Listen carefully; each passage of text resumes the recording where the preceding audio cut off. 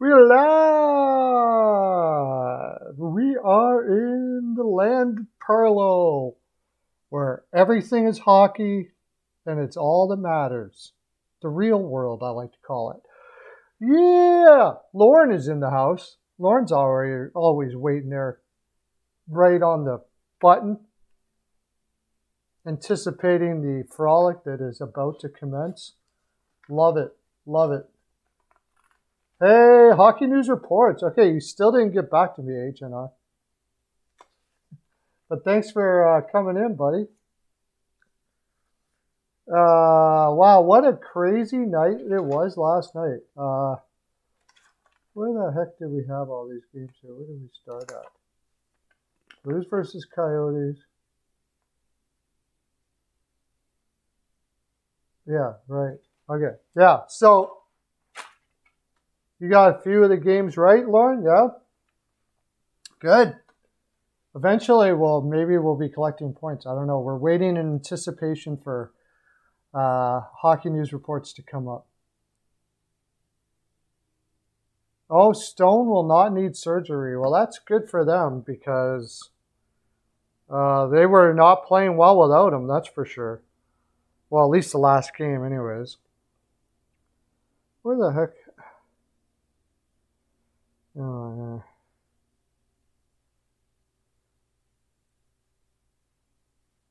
Nick Robertson out 10 weeks, yeah.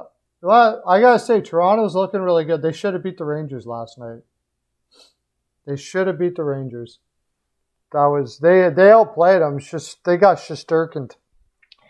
They got a little Shesterkin in there, whatever it is there. He just kicked their butts. They couldn't get it past him. He's going to do that a lot this year. That's why I picked the Rangers to do really well this year. Kucherov is out for a while, I guess. McKinnon, I don't think he's out that long, but he's not playing tonight. What an OT. You talking about the Ducks game?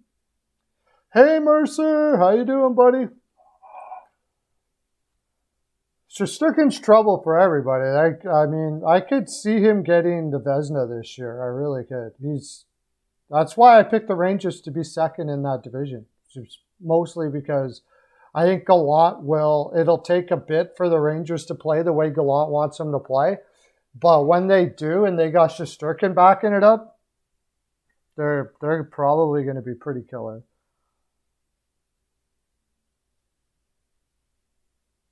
Hope bigged up. Yeah, they've had troubles with San Jose, haven't they? However, I'm going against the trend in that one. San Jose traveled 6.5 hours for that game. Now, but I'm not too heavy on it. Because I think San Jose is going to surprise a lot of teams this year. Montreal hasn't played very well, but in their own barn for that game, I think that they'll pull it through. On Blaze so far, I mean, he's okay. The whole team hasn't meshed yet. The Rangers haven't completely meshed yet. But they will. I'd say they're not doing too bad considering they haven't meshed yet. But last night against Toronto, they most definitely should have they most definitely should have lost that game.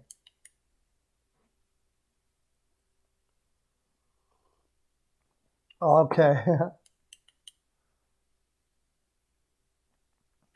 No major news, I don't think. Let me update that. What was the news of the day?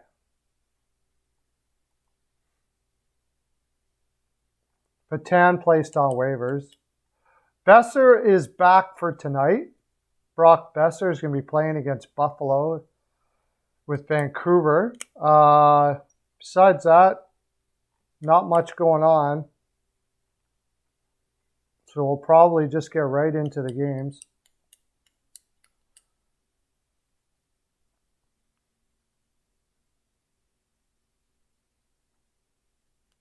Habs team practiced at the Bell Center. when they did. They went on a 7-game. Is that supposed to be losing streak? Without Price, yeah, that's going to be an interesting game.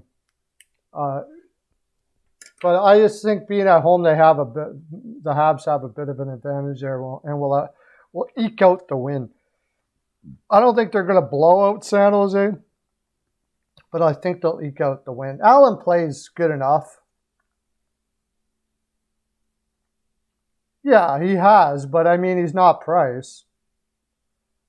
Allen playing at his best is nowhere near what Price is at his best. But, Price hasn't really played at his best in the regular season all that much. So I think it's more than without Price, though. Evans on the third line is not what you want. Losing Danault is pretty big. And no Weber. I mean, there's a lot out of that lineup.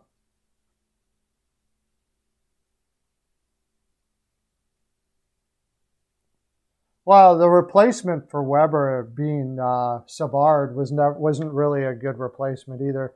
I don't know what happened to him.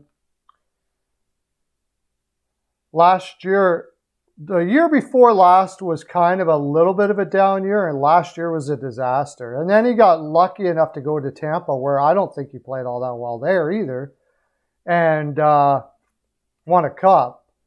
And then the Habs give him a contract that he probably didn't deserve at this point of his career, I would say.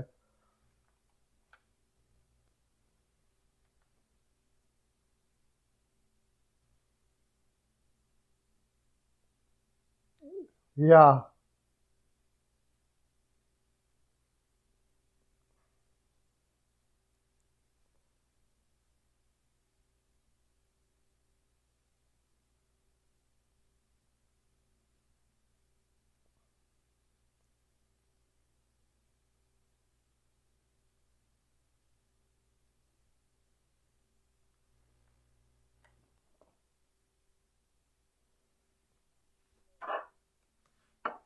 I'm going to post you guys up here so I can see you in the chat.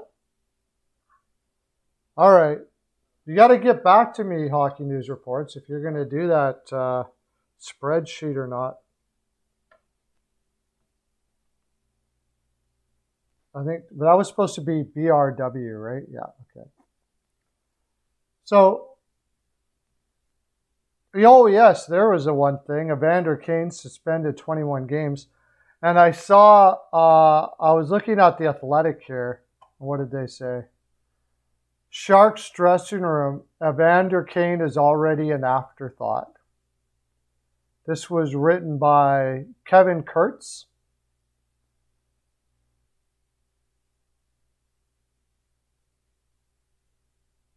Coach Bob Boughner, Captain Logan Couture, and whoever else requested will probably be forced to answer at least a half a dozen questions, each on what Kane's loss means to the team, whether he was a problem last season, blah, blah, blah. They're not going to say anything. Yes, spoiler alert, they're not going to say anything.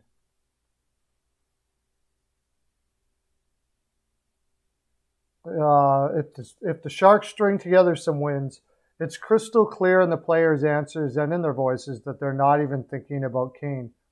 He hasn't been part of what Boughner termed a physically demanding training camp. Wasn't there at the fancy Cordval Golf Club with the general manager Doug Wilson.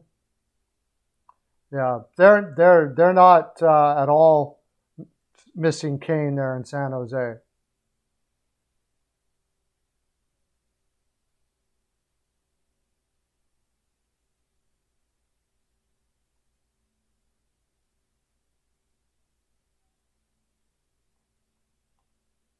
Yeah, passing off false vaccine cards. And it's just been an absolute circus of disappointment from Kane, from the players, and they're fed up. I don't think he'll ever be back there. Yeah, well, I mean, he pissed everybody off everywhere he went. The guy just needs to go get some help. If he went and said, look, I'm going to a psychologist, I'm going to work on myself, and then, maybe he can come back in the room and make some promises that maybe he's already broken, I don't know.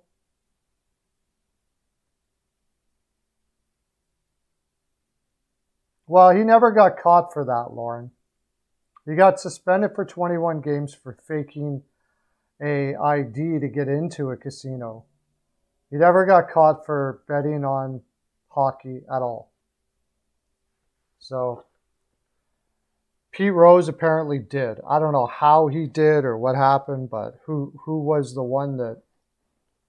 do I think hockey players bet on hockey? Yeah, I do. Do I all of them? No, but are there some out there that have or do or whatever? Probably, yeah. So, do I think Kane did? I wouldn't doubt it. I mean, how do you prove it? How do you prove that he did it? He probably uses some sort of IP thing that you can't even tell who it is. Like, he's not stupid. He's not going to be giving any... He's not going to be giving any tracking that you can do to find out what he bet or didn't bet. There's no way they can prove it. I knew that. Did he? Probably, but I'm not sure. The guy's got a gambling problem. So being a person who's had difficulties with addiction, absolutely, I could see it. No doubt about it. And I'm pretty sure he's got that problem. So I've actually heard that he's going to get help for that problem, and good for him.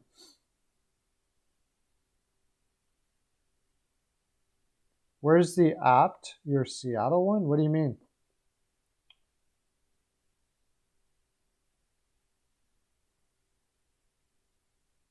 I don't know. What does that mean, Hockey News Reports? I don't know.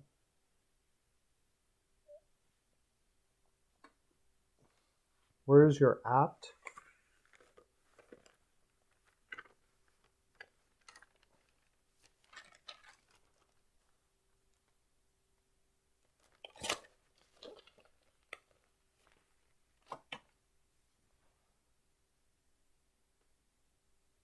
Well, it doesn't. 1 + 1 doesn't equal 2 in the court of law like that. You got to have proof. You can't just have somebody's ex-wife say you did something. You got to have proof. So if you don't have proof, you don't have proof. I don't know. Maybe his ex-wife is being vindictive. I have no idea. But probably did. And he probably did, but there's no way to prove it, so he's not going to be able to do it. Anyway, in San Jose, they're pretty much, as far as they're concerned, he's pretty much gone, and they don't want him back. So it certainly appears that way. Very seldom do players come out and say that, even if it was sort of anonymous, players would not let it slip out to even an anonymous source, anonymously to a source, to somebody, that they don't want Kane back at all. It's just not something that they would do. It so goes against the whole, it goes against everything that a team is going to do to a player. Like, a player has got to do something absolutely stupid. A player it's got to have been going on for a long time, because you just don't call out your teammates for anything. I mean, there's been lots of players out there that have done some bad stuff or kind of a-holes or whatever, and you might hear about it afterwards, but to actually come out and say that doesn't happen.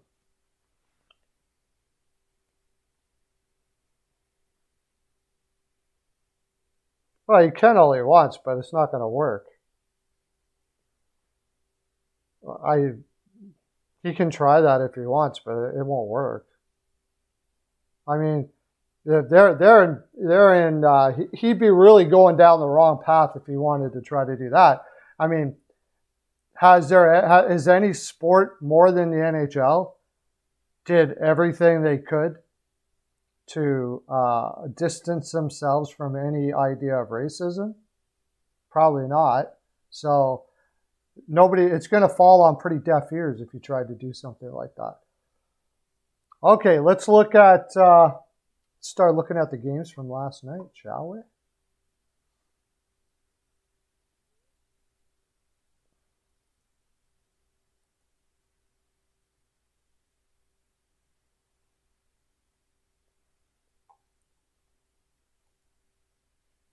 The first game was, oh man, this was hard to watch, to tell you the honest truth. Rangers versus the Maple Leafs. I watched pretty much that whole game because the Flyers game was so out of hand already. So I watched a lot of that game. What's going on? I'll get the box score up here. Toronto just outplayed the Rangers all the way. You called it? What did you get? You called the win. Yeah, you said 4-3 Rangers. The Maple Leafs outshot the Rangers 41-23. And in all honesty, they looked like they controlled the game most of the game. It was the Shesterkin show. Simple as that. He was playing absolutely unreal. Won't be the first time I say that about a goaltender tonight. Michael Bunting got another one. All of us that predicted Bunting would get a top 6 role, they were right. From Riley and Tavares. Zibanejad whipped a killer shot, though, I got to say. And then Panarin from Zibanejad. But the Rangers, there's not much cohesion yet with this team. And there's a lot of guys there that really need to step it up as far as intensity is concerned. But I think they will. Under Gallant, it's more than likely they will. But I still don't get for the life of me why Trouba's playing 22 minutes and Lindgren's only playing 19:30. I don't get it. And Keandre Miller only played 16 minutes. So Gallant is just playing the vets. Nemeth played more minutes than Keandre Miller. Are you freaking kidding me? What the heck is that? I guess the only thing I can think of here is you can start to see the guys that maybe aren't playing with the intensity by the amount of minutes they're getting. That's what he's trying to build, is an intensity level here. So I'll give Gallant. I'm guessing that's probably the case. And usually young players, it takes a while to learn the intensity level in games. They have a tendency to be having fun, and they're in the NHL, and everything's like, oh, we'll go out and play tonight and try real hard, yay. But it's the veterans like Patrick Nemeth and stuff like that. They get their game face on, and they're out there to play. So that's probably why he's getting the minutes for now. He's saying, look at Nemeth. I want to see that game face on you when you get on the ice, Keandre, or whoever is doing that sort of thing. Like a guy like Fox, I mean, he's brilliant, but he's ready to play every morning when he comes to the rink, So as far as Toronto is concerned, like I said, there was tons of shots. Matthews got 8 shots. By the way, I had Matthews on a prop. He slipped off his stick for the empty netter. I know, and I had him on a prop. And he got 8 shots last night.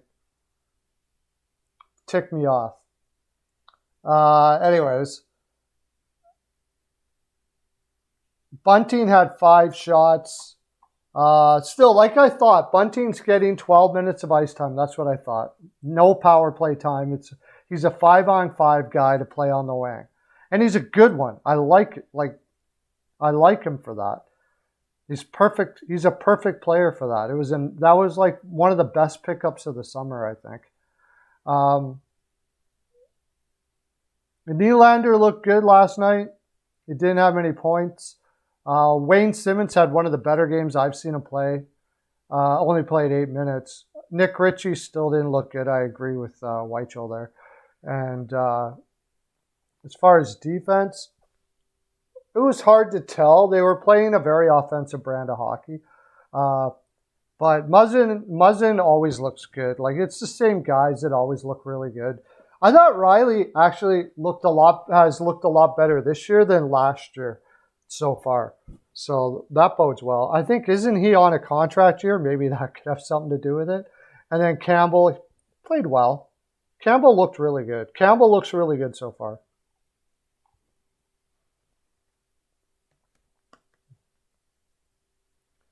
What do you got saying? Matthews didn't score. Yeah, I had him to score last night. I had him on a prop, and he got 8 shots, but Shesterkin was just out of his head last night. And like I said, we're going to say that a lot. So, anybody have the Leafs 2-1? I had 3-2 Leafs. No, the Rangers 2-1. Bill had Rangers 4-3. Bill and Lauren were the winners. Nobody had it exactly right, though.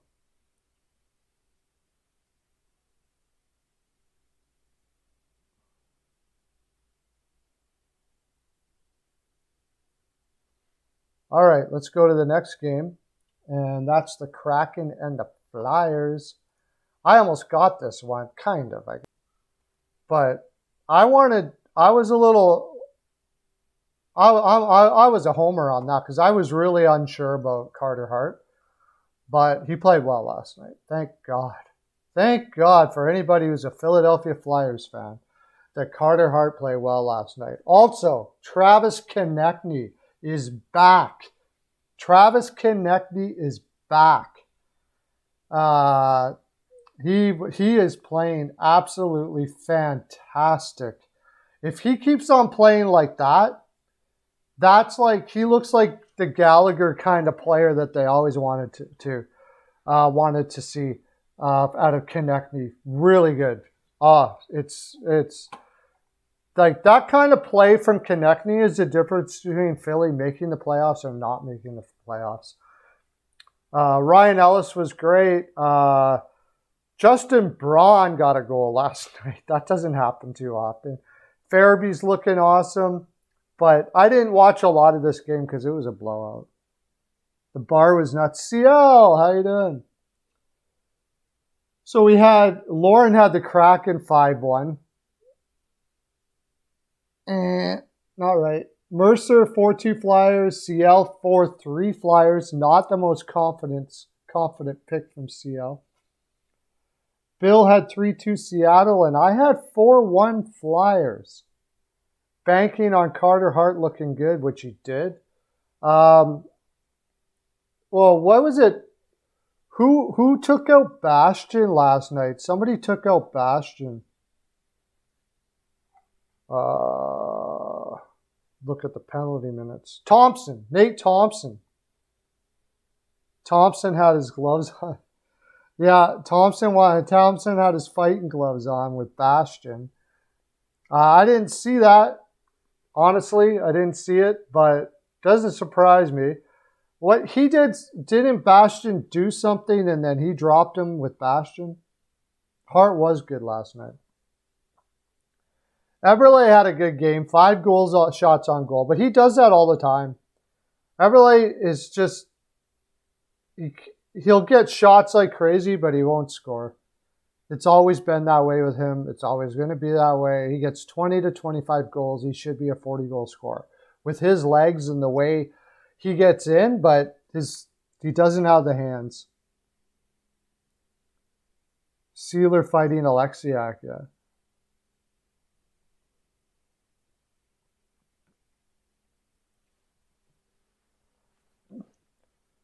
McCann got another point last night. Schwartz still playing 18 minutes and not putting up any points. I'm telling you, they're going to be disappointed with Schwartz. Wenberg didn't do anything again. Nothing. I never understood that. I don't understand that signing. Finally, they're giving Appleton some minutes at 14:04. Thank God for that. Hayden Fleury played 22 minutes last night for Seattle. Wow. Most of anybody. Giordano was second and Larson was third. Alexiak, okay, Alexiak got in a fight, that's right. So, and got a game, so that doesn't. And maybe that's why Hayden Fleury played so much, because they had to play him in Alexiak's spot. Makes sense. They gave Grubauer the start last night. I wonder when Drager's going to play. He did. I guess he stopped 5 of 6 when he did go in. But did Grubauer look bad on those, or because I didn't watch? He's not there. He hasn't been their top defenseman yet this year, Lauren. It's the first time that he's had that many minutes. He actually was a scratch already this year. If they lost to Hack, I would have raged. That might have had something to do with that. I should have thought about that. I didn't put a pick in for that game. I should have thought about that.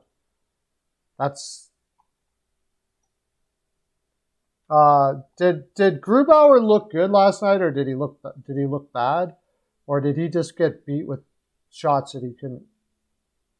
He gave up a lot of rebounds. So Keith Yandel, 17 minutes. Well, he was a scratch, and then before he was scratched, he played like 13 minutes. So they gave him lots of minutes last night. We'll see if it continues. He wasn't playing lots so far this season. Sanheim, 21 minutes. Provorov, 25. Sealer, 12. Sealer had, he had a fight. Ellis. And then Hart stopped 23 of 24. But for Philadelphia fans, the win is great. But I think seeing Konechny play like that and Carter Hart having a good game is like a big relief. That's for sure. Yeah, I like I said, we'll see if I'm right, but I'm not a big Grubauer guy, so you all know that. Next.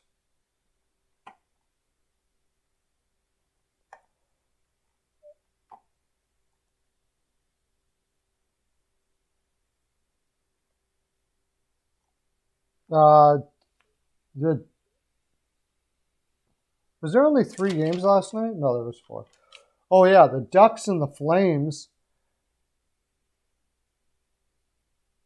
Yeah, Broad Street win finally. Seeing some heart out of that team for sure. Forget about Carter Hart, just Hart in general. Ducks versus Flames, and this is another one where the goaltender saved the team because Gibson played out of his head last night. Calgary outmuscled Anaheim all over the rink. Got a lot of really good quality shots, but couldn't get it past Gibson. And that was pretty much the story of that game. Blake Coleman scored his first as a Flame. Looked good doing it. Elias Lindholm, Goudreau got another assist. Drysdale got it in overtime. His first goal of the year. That was a pretty little goal. Should have got the Ducks. I had the Ducks PL to lose by 1. So I got that, but it wasn't pretty. I'll tell you that. That's for sure. The Ducks are just not physical enough. And Calgary, they're going to have a tough time against physical teams. From what I saw last night, they're not aggressive enough. They were getting beat to all the pucks last night. And that's Calgary. So what's going to happen tonight? Not on the Leafs first line, yeah. Well, he can't be. Last night, who did I notice the most last night? I love my Lundestrom, man. I think Lundestrom is a really good player. For Anaheim, I like him a lot. I think he's going to be a solid third-line center in the league for a long time. McTavish only got 5 minutes of ice time last night. So maybe you could see him going back to junior, I would think, after his 9 games tryout thing that he's doing. Trevor Zegras looked okay, but Lundestrom is the one that's Lundstrom and Drysdale. Drysdale ain't going nowhere, I'll tell you that right now. Drysdale is one of their best defensemen already. He looked really good last night. Did he get injured? Oh, well, that would be why. So he got injured in the game last night? That would be why. Yeah, I didn't know that. But nobody really stood out last night except for those two for Anaheim. For Calgary, what stood out to me more than anything is Monahan is like done. Monahan he's just such a perimeter guy now. I don't know if he might that whatever injury he has, it doesn't look like it's gone away. His wrist, he doesn't look like he has much of anything. Lindholm always plays well. Like the usual guys played fantastic last night. Kachuk was great. Gaudreau looked fine, but they don't feel like, and Mangiapane, more and more I watch him, everybody would want a guy like Mangiapane on their team. It's just, I don't know. They do a lot of running around, but no, not much getting to the net, Calgary. It's always been like that, and it's like that again. The Zadorov and Tanev line looked horrible again.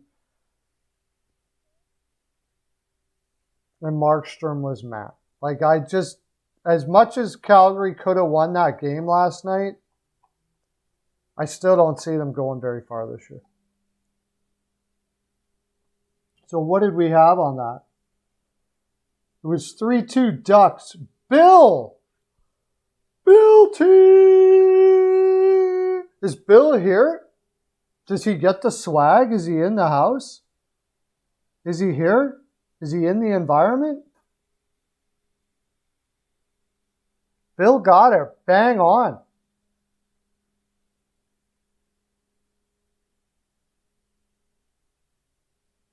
I wouldn't doubt it, Lauren. They could send him to the minors and nobody would take him off waivers. I wouldn't doubt it.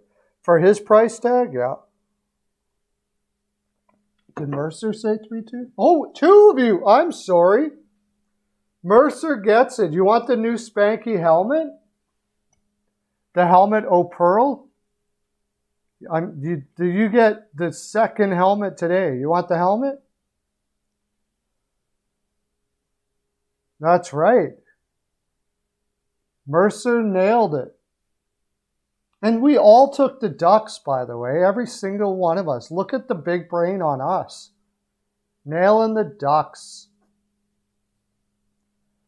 My good friend Rickett, who you see come in here. Okay, you got her, buddy. Helen, polish up a really nice one. Pick a really nice one there for Mercer. Yeah, helmet. Yeah, the helmet of pearl. Yeah, give it a polish, though. Don't tell me about your arthritis. Just give it a polish, okay? I don't want to hear any back talk from you, old lady.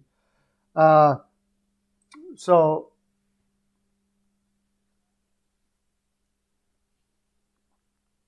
double trouble, yeah.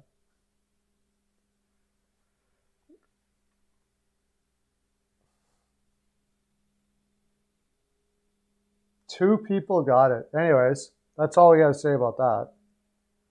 Oh, Troy Terry got 2 assists last night? Wow, I didn't even notice that. I didn't even notice him all night, and he got 2 assists. A couple times I saw him, but...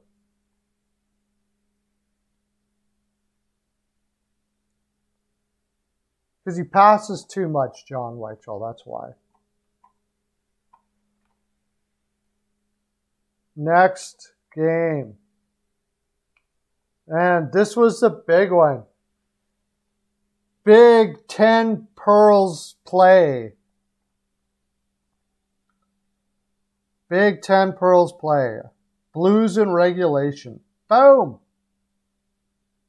That was a no-brainer. Everybody had the Blues. Mercer was close again. He just didn't give Arizona enough credit to score. It was 7-4. I had 5-0.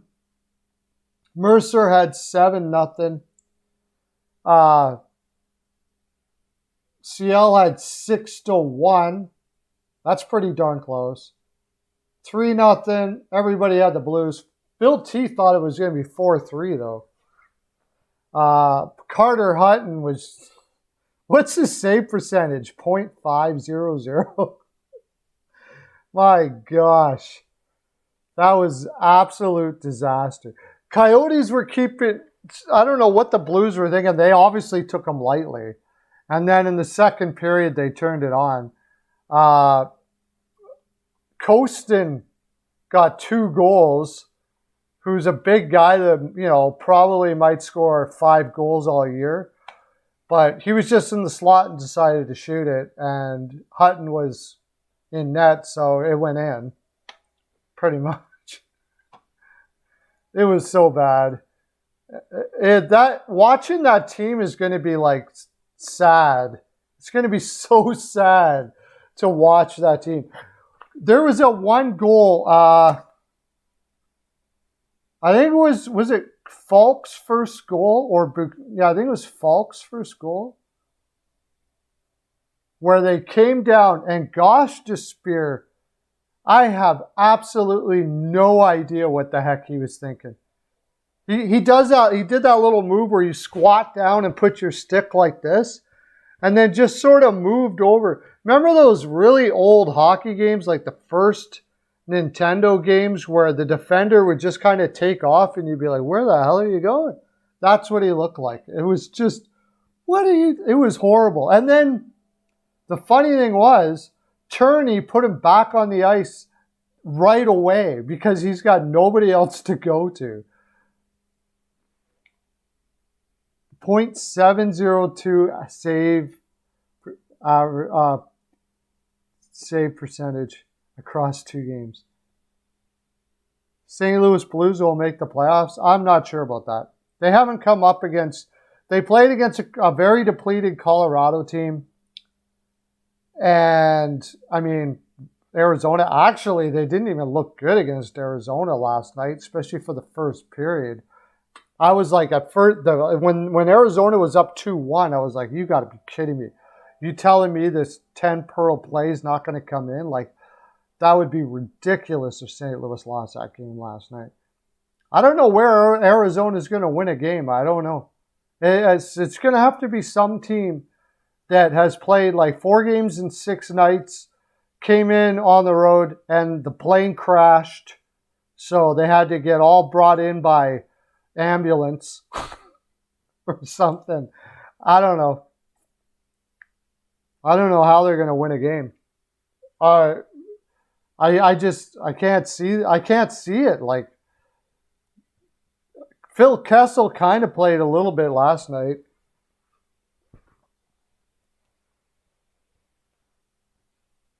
We haven't seen Hutton's worst yet. I wouldn't doubt that, actually.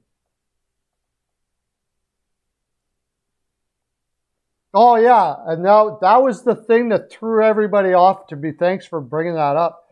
In the first period was the Buchnevich headbutt. And this was why the Rangers traded him for, a second in Blais.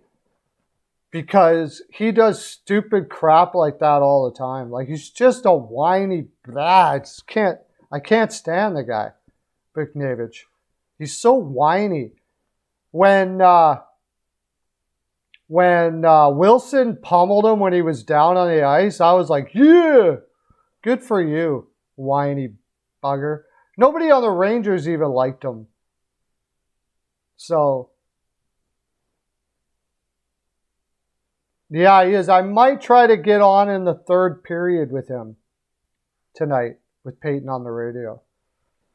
But Jordan Kyrou had a big night. I think he had 2 goals and 2 assists, or 2 goals and 1 assist.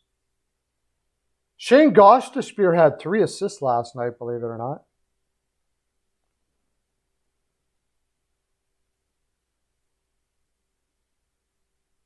No, 2 goals. What was it? Falk from Kyrou and Bozak. Yeah, Kyrou, there's 1.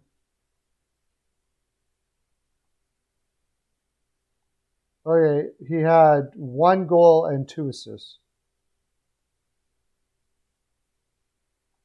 Out of all those goals, who did I had? Oh,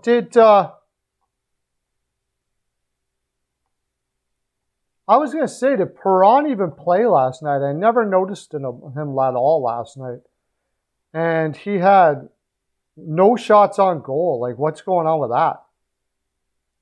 I had him on a prop too.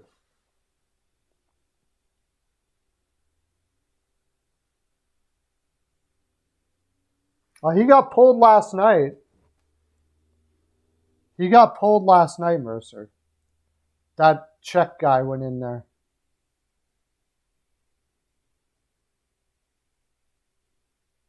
What did Creeder say last night? Yeah, he'll do the Edmonton and Ducks tonight. Yeah.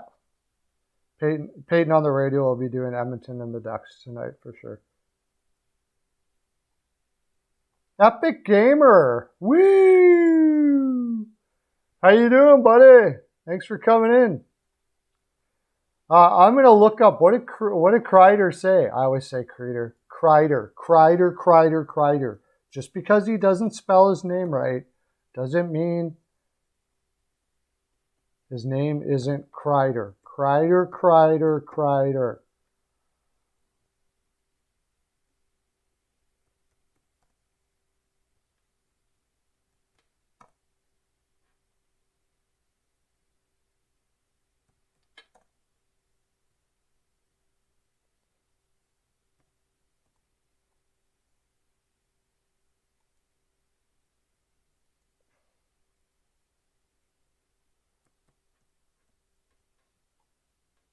I'm trying to look up the Chris Kreider quote.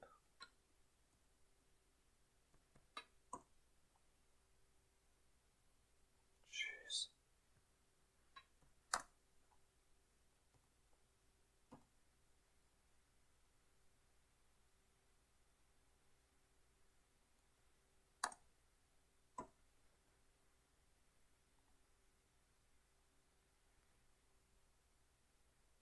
We look good. Spent a lot of time in their zone. I thought we did a pretty good job executing what we wanted to do.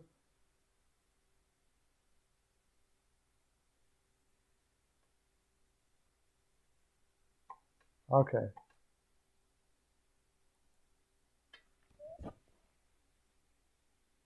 Oh, I'm doing freaking awesome, Epic Gamer. Look what I'm doing. I'm doing this. Can't get more awesome than that. Kings playing in yeah. That's going to be a tough one against Nashville, man. It's never an it's not like they're showing that they're never going to be an easy in. There's not much overall talent on that team, but they are playing for each other on that team. I'll tell you that right now. That is going to be a tough game, which we're going to get into now. All the games for tomorrow. You guys can put your picks down. Waiting for Hockey News Reports. Next time he comes in here, ask him if he's going to do that spreadsheet or not. Because I want to get these points going. I don't know how to do it. But before we go, I'm going to go grab a coffee. But the first game we're going to be doing,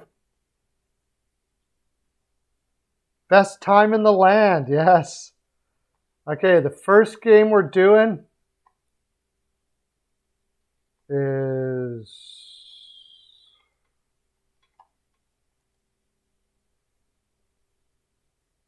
Canucks versus Sabres, and Weichel is falling all over himself to tell us that he thinks the Blues are going to win. I'll be right back.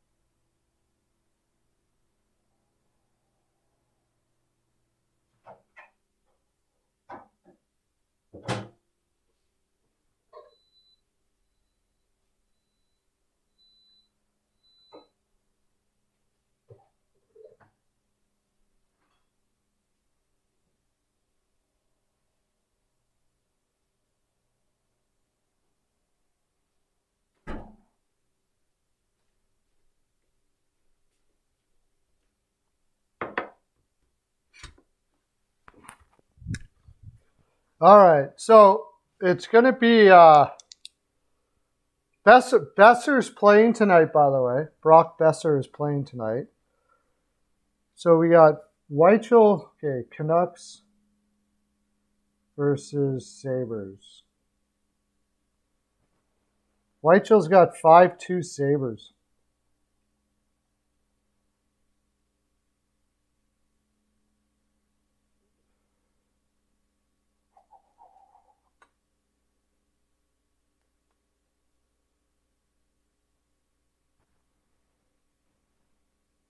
Hajin.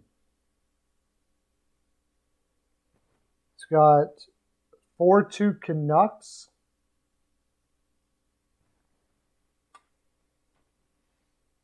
Zibanejad's wasting his career. Why do you say that? Yeah, he should come to Tampa.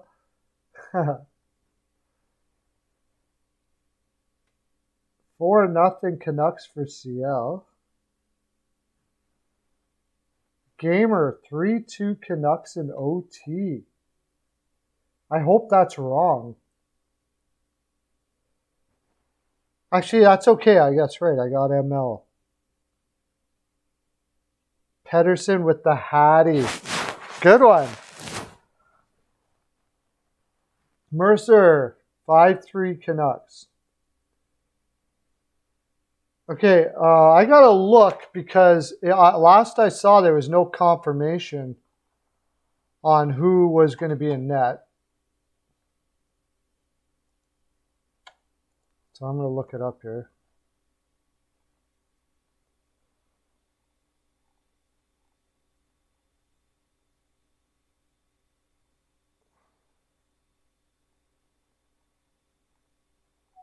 Yeah, Demko will be in net. Okay, so with Demko in net, it's going to be pretty hard for that Blues offense to get one past Demko. Even with Vancouver's poor defense, there's not much offense there. So I'm going to say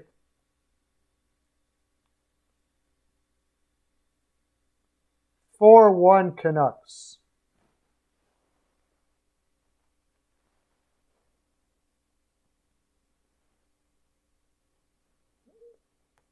What do you mean? It won't be what?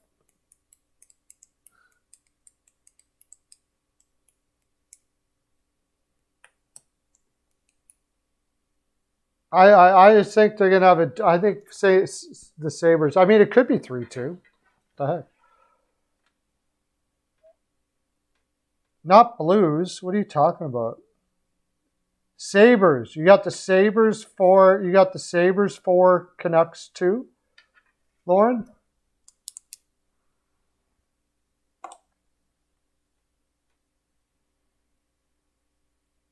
Yeah, Sabres.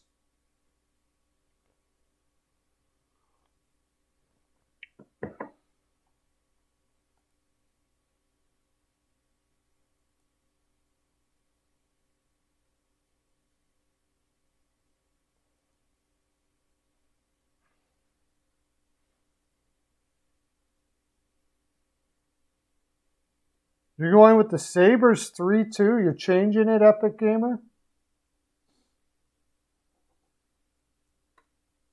Okay. Lauren?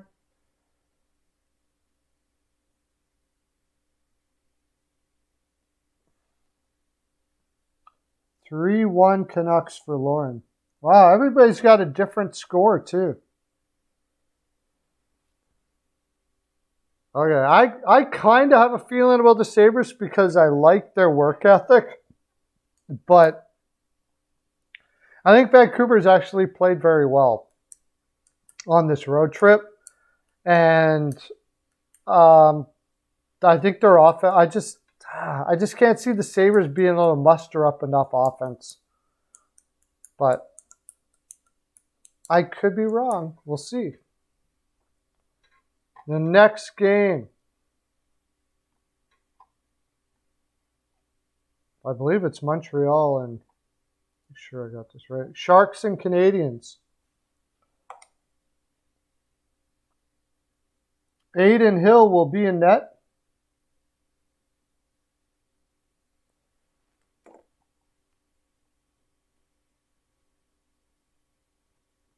I got to get an injury one here, even though they do poorly at updating.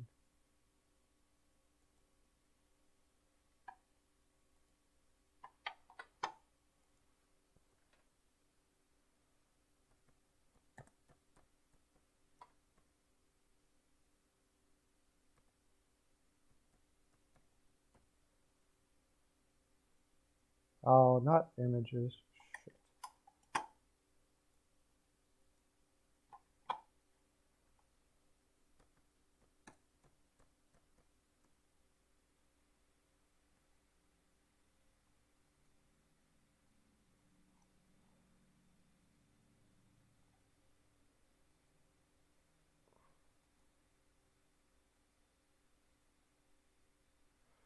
All right, let's see if they actually have updated here. The injuries.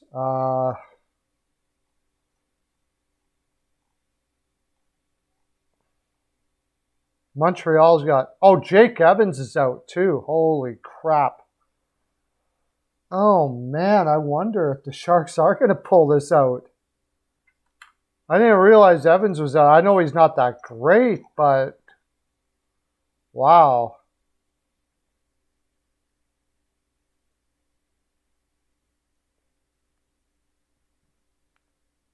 Eugene has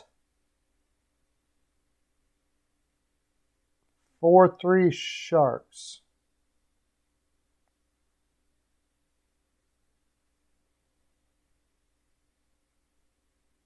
CL 5-4 Sharks.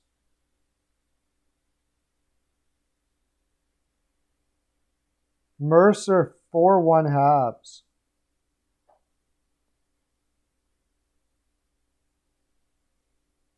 Wow.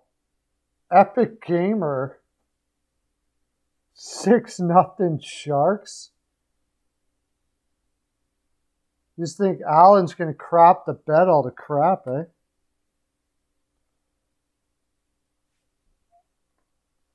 I'm going on a feeling on this one too, Mercer.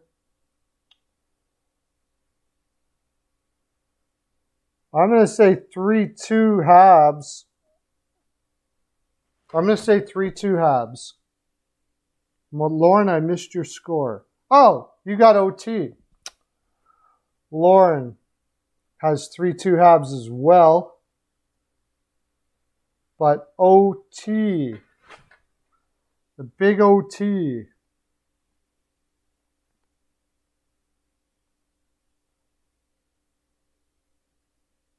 You'd love what, CL? I didn't realize Evans was going to be out. Let me see who are they going to put in the middle there for Montreal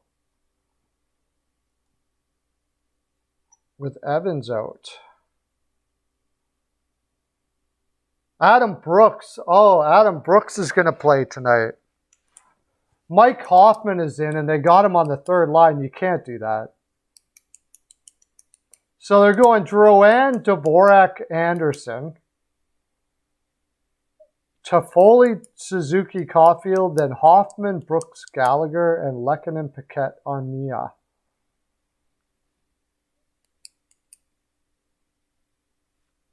You think it's going to be a Habs blowout? Well, what did you put a score in? See, all you did.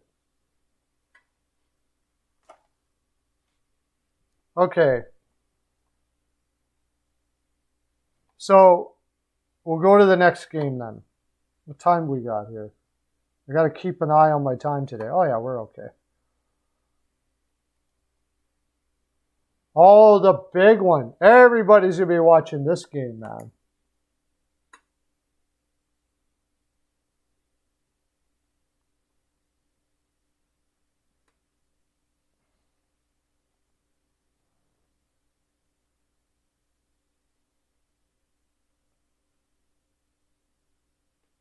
The Habs, well, they lost 5-2 to the Sabres on a back-to-back, though. And the reason why I'm not big on the Sharks is they had to travel over 6 hours for this game. Now, it was 2 days ago, but that's still like 3 time zones and everything. So it still affects teams there's so much parity in the league that things like that make a difference. And so Montreal's going to be at home. They've had some rest against a Sharks team that's still going to be shaking off some jet lag.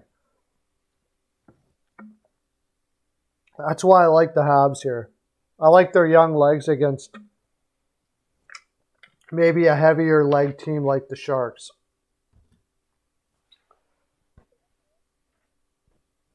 Panthers versus Lightning. Where's everybody going? It's Panthers versus Lightning and you're leaving? How could you possibly leave? The frolic has just begun. Panthers versus Lightning. And the exciting part about this, Spencer Knight is going to be in for Florida. Spencer Knight is going to be in for Florida. Did you hear me?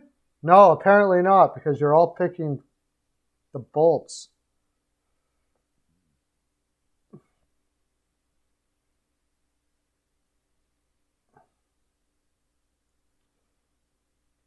Five, 4 Bolts.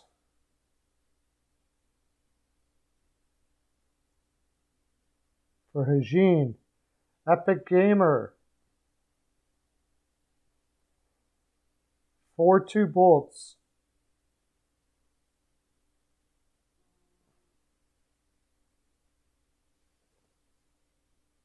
Oh yeah, okay. Lauren has 5-4 Lightning. CL 6-3 Panthers. No Kucherov, remember. No Kucherov.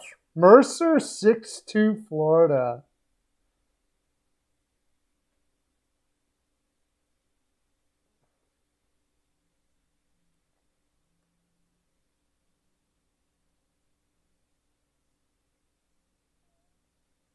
And Perlo, I got 4-2 Panthers.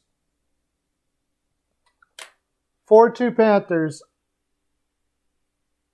No Kucherov, no problem. Okay.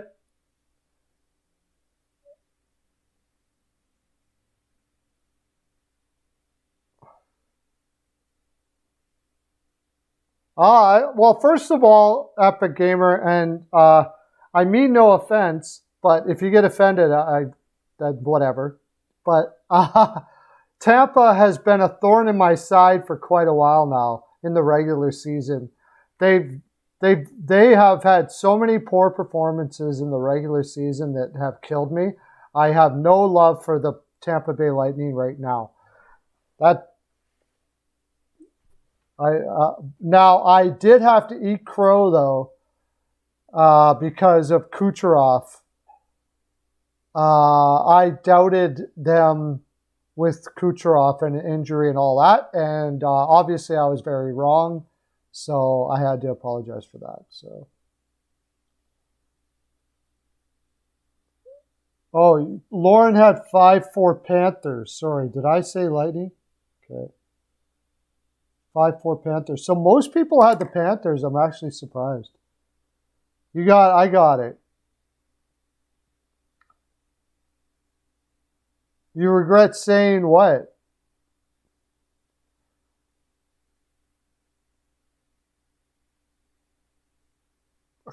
Yeah. When they lost, almost lost to Detroit, and when they lost, what was it, Pittsburgh? That game, was it a game against Pittsburgh? What was it? What a disgusting display. Like, what the heck? I've never seen a team full of so many stars mail it in so many freaking games. Drives me crazy. And then come the playoffs, they just turn it on. But It's nothing personal, dude. It's just I get mad when great teams like that look so crappy so often. And then when they want to, they just turn it on like that. It's crazy. Good thing it's not my team, because if it was my team, I'd lose my freaking mind. Next. I think we got everybody in there for that. Kraken versus Devils. Bernier in net for the Devils. And Drieger is probably in for the Kraken. Kraken are on a back-to-back.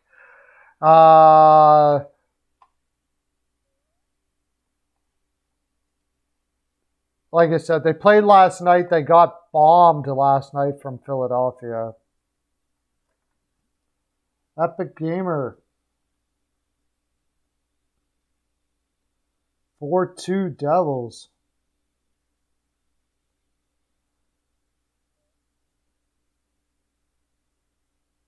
Lauren is taking the Kraken again. Going back to the Kraken again. No, you're not. Yeah, you are. 4-3 Kraken. He's got a love affair with the Kraken. Eugene. 3-2 Devils.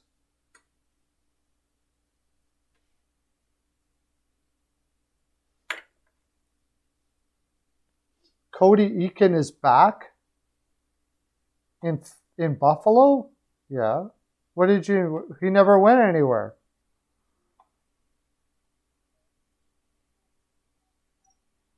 I know that Seattle had some injuries too. I thought they had some new injuries. So they're playing Cole Lind on the second line. I mean, that's just not pretty at all. Did they confirm that Drieger is going to be in yet? No, it still is not confirmed that Drieger is going to be in.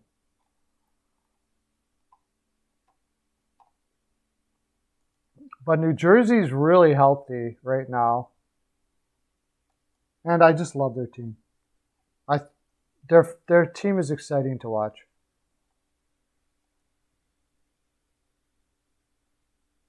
Oh, he was? Oh. Cody Eakin was injured, then he wasn't, and then he was back again? Oh.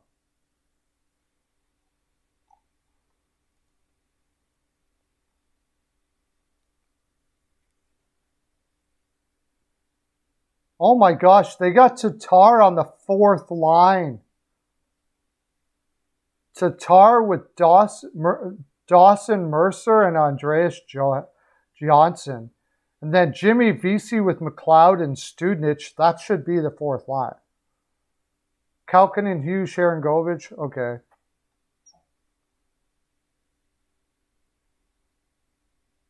And Bernier will be in net. That's why I got... Did anybody else make picks? CL. Kraken... 3-2. 3-2 Kraken.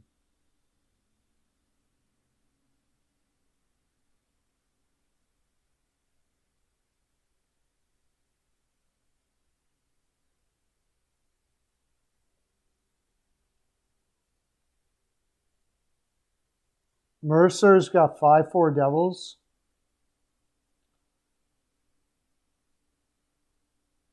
Perlo has...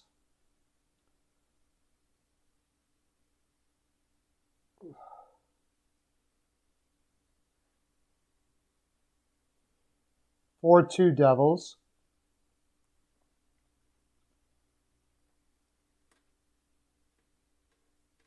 I think that's everybody now. Yeah, you got 5-4 Devils, Mercer. I think we got everybody now.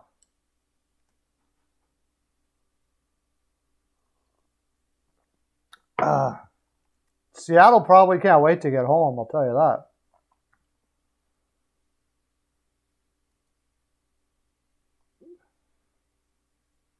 Next game.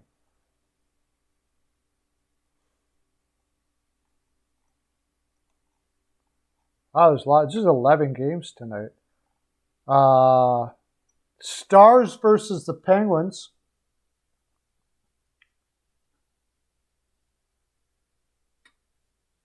And the Dallas Stars have been on the road a while already.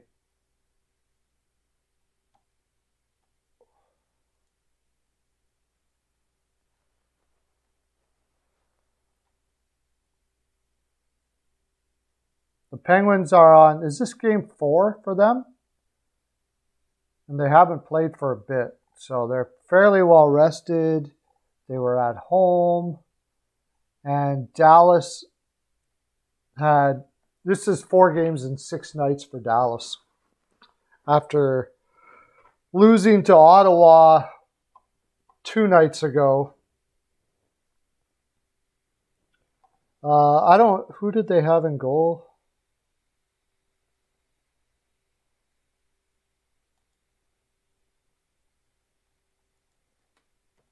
Oh, Holtby. They're going to play Holtby. Holtby against Jari.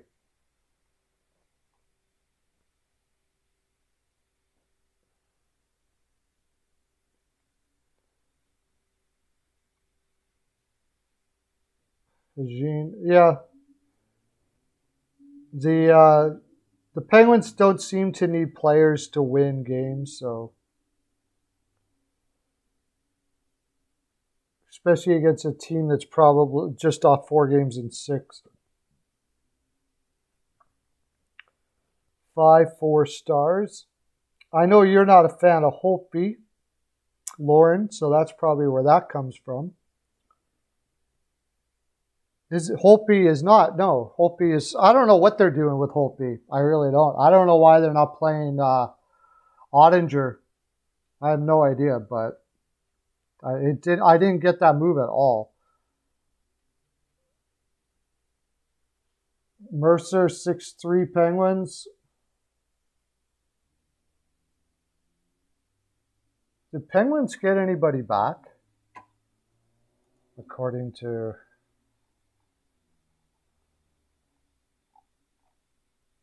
No, Rust, Matheson, Crosby, Malkin, same.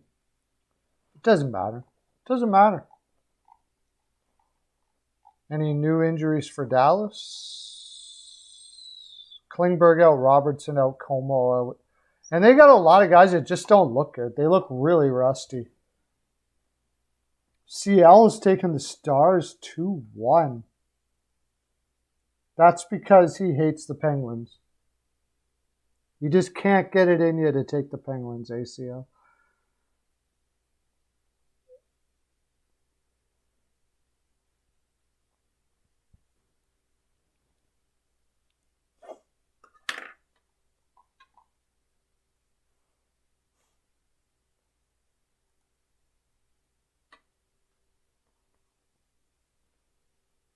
Come on, we got more than that. We only got 4. There's more people out there than that. If you're new here, all we're doing is you say what the score is going to be and who's going to win. That's it. We're doing Penguins and Stars.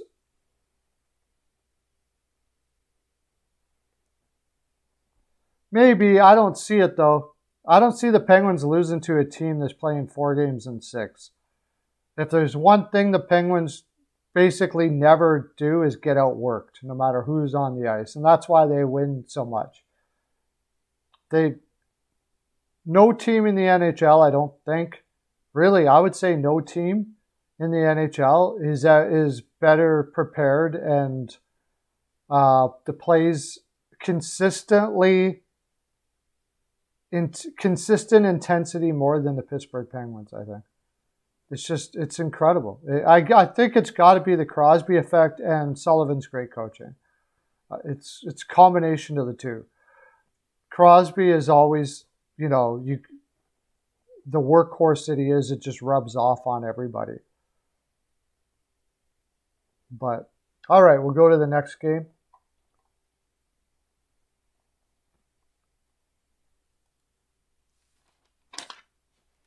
And that's the Avalanche and Capitals. And you guys can help me with this one because I know McKinnon's not back.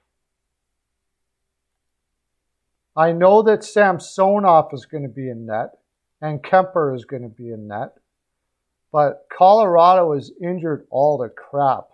They did this last year. They started out injured last year like this too.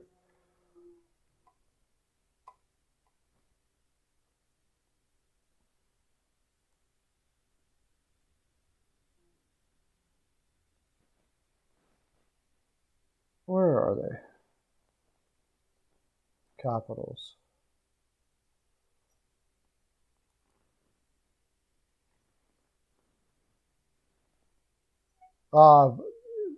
Samsonov is in tonight for the Washington. Max LaPerriere is scratched tonight. They're putting, Connor McMichael's going in tonight. Manther, Eller, Sprong, Sheary, McNeil, Oshie. Oshie is looking like he's slipping hard. I don't know how that defense keeps doing it, but they have been so far.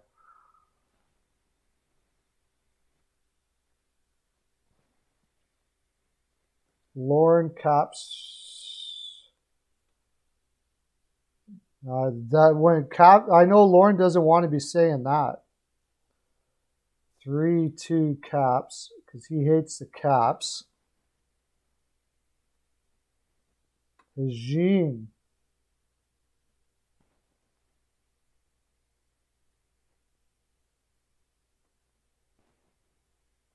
Four 3 Caps in OT. Yeah, Ovi's playing pretty amazing.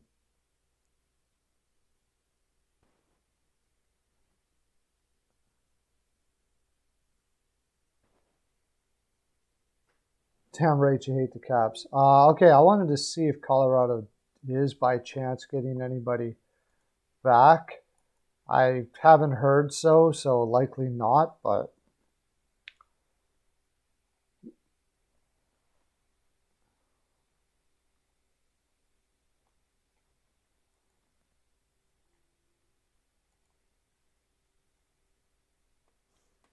Bobrovsky, McKinnon. Oh, Nathan McKinnon. What's Nathan McKinnon doing in there?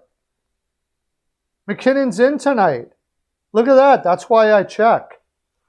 Holy crap, that changes everything.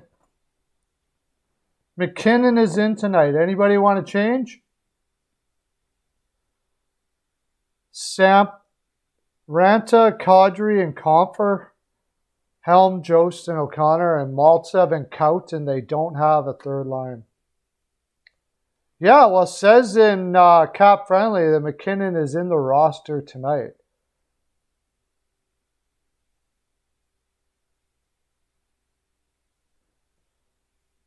Hey, Valentine Habs, thanks for coming in.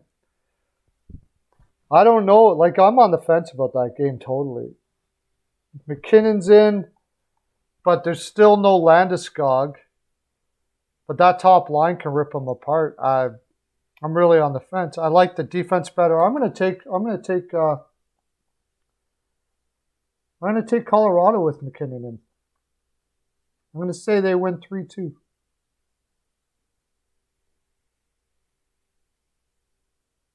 What does CL have? CL has 4-3 Avalanche. Oh, you took the Avalanche too.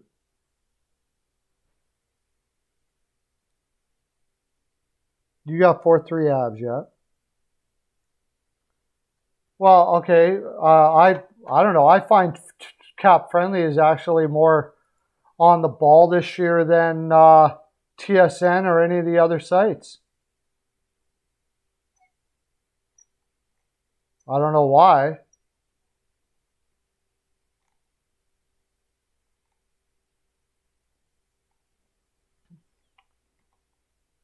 Okay, so TSN has him out. Let's see, CBS.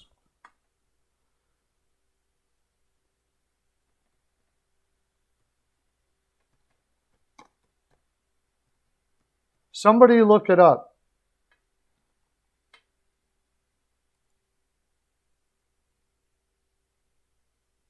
No, he is. 3 hours ago, Avs, McKinnon clears COVID protocol, set to play Caps. He's in. McKinnon's going to be in. So I'm going to take the Avs. But just barely, because the Caps are playing really good. I'm probably going to fade. I'm going to fade the actual game, but if I have to pick one, I'm going to take the Avs.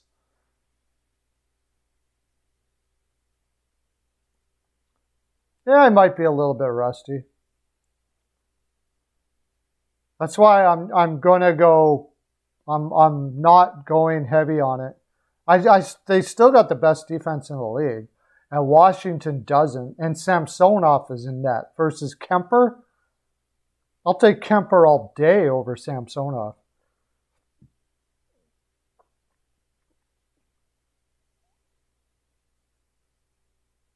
I don't trust Samsonov. Could be a big over, I guess, but I have a hard time doing. Yeah, it's a tough game. It's a tough game.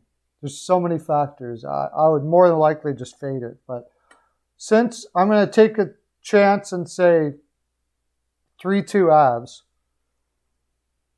Anybody out there, we're picking scores for each game. You can do that if you want, or you can just listen to us do it. That's fine.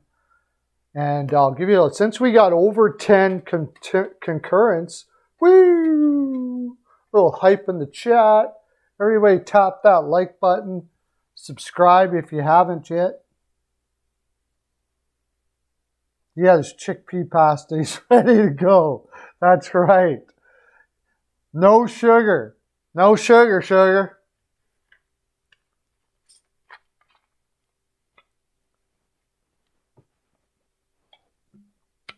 He had a good first game. The second game, not so great. I'm always going to... until I see otherwise, I'm trusting Kemper is going to be fantastic. If I really, like, on a regular basis see otherwise, because Kemper has always been fantastic. If he has a bad game or if he's not great, whatever, but I'm still going to lean that Kemper is going to bounce back and be awesome, because he usually is. So that's going to be a fun game to watch, though. I definitely want to watch that game. Next. After an exciting battle between two powerhouses, we have the Blue Jackets versus the Red Wings. And to throw a wrench, as soon as I do that, 3 people leave. As soon as I say Blue Jackets versus Red Wings, 3 people leave immediately.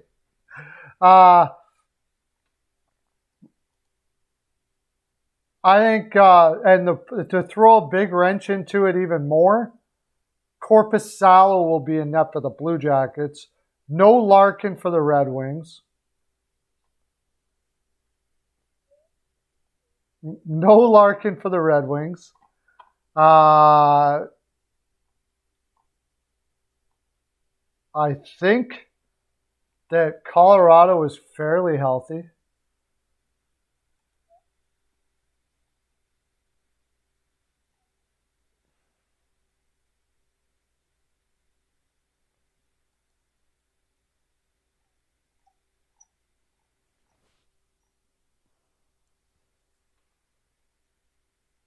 Okay, Colorado. Okay, CBS might be the best one. Columbus. Domi's out. That's right. Domi was out. He was looking good and he got hurt already. He's going to be out till November 3rd. And for Detroit, Verena. Oh, is Larkin back? Larkin's back? That could change things. Jeez. I might have to I got to change everything here. What the heck? When did he come back? I heard he was going to be out a long time.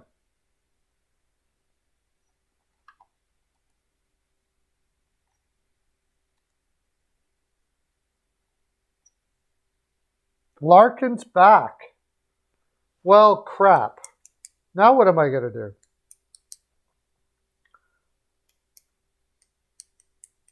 At home, Detroit with Grice in net and Corpusalo. Oh my gosh, I got to change. I got to go Detroit. I don't like Corpusalo. I just don't like Corpusalo at all. And Grice had a killer game last time. He's great if you don't overplay him. CL 5-1. What do we got? Lauren's got wings 4-2. Lauren's big on the wings this year, so.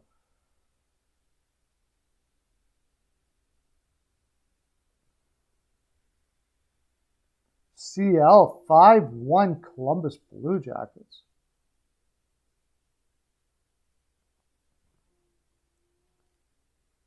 Eugene.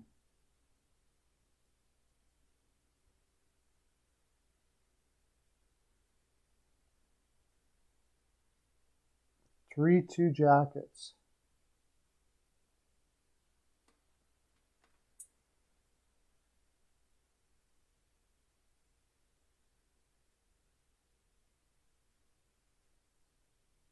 Wait, I thought you said 4-3 wings? Okay, 4-3 wings. Okay, I got you.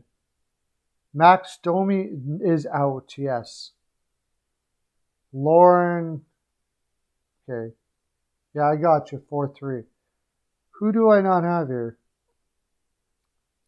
I got Eugene, CL, and Lauren. Mercer, have you put in a bet? Have you put in a score for this game?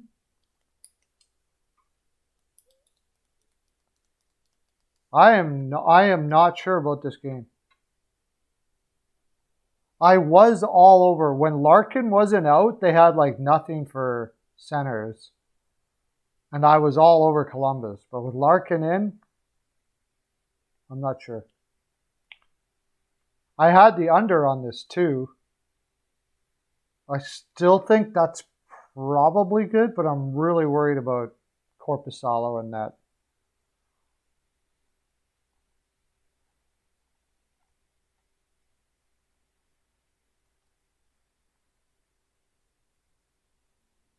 Epic Gamer 4-3 wings. Epic G. I'm going to call you Epic G. 4-3 wings. Okay, let me look at Columbus's lineup again. Lion A looked really good last game.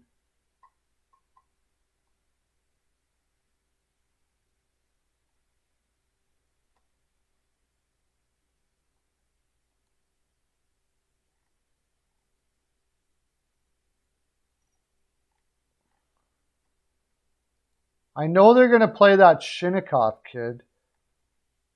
Lion A, Jenner, Voracek. See, that line, they're putting Jenner in the middle of Voracek and Lion A now instead of Tessier. Tessier is going on the wing with Sillinger, like kid line with Sillinger and Shinnikov. Nyquist looks like total poo.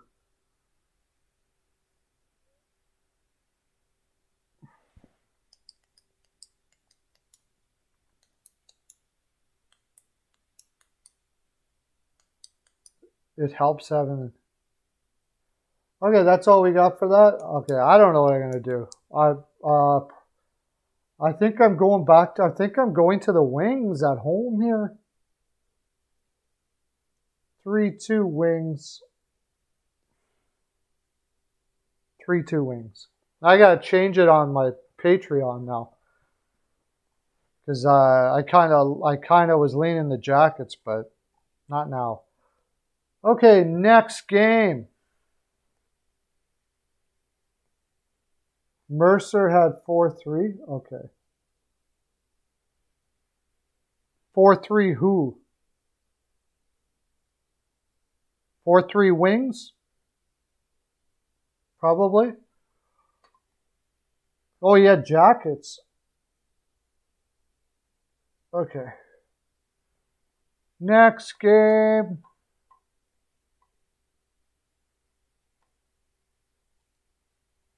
Islanders and Blackhawks. I have no idea what's going to happen in this game. I actually have one idea, but who's going to win this game? I have no idea who's going this game.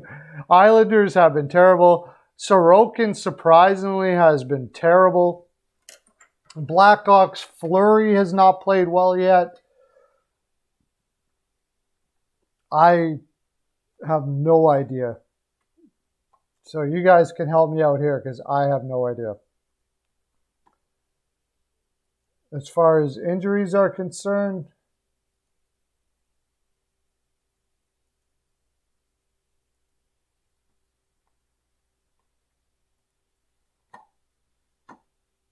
the heck.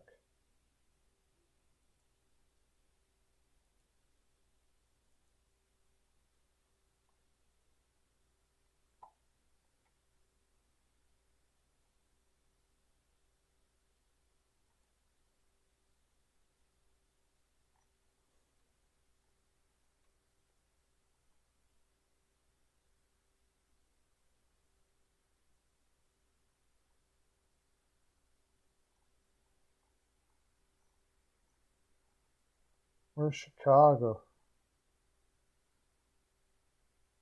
They don't even have Chicago in here?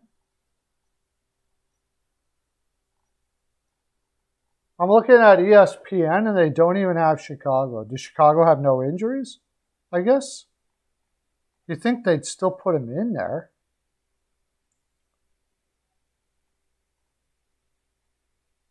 And the Islanders, Varlamov will not be in action against Chicago, so it's going to be Sorokin.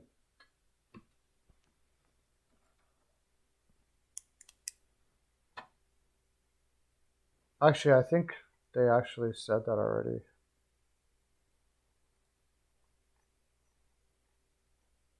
Yeah, Sorokin versus Fleury.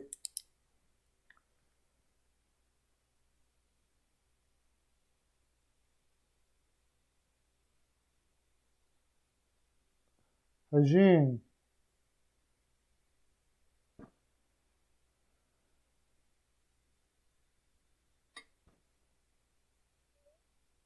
(4-2) Islanders.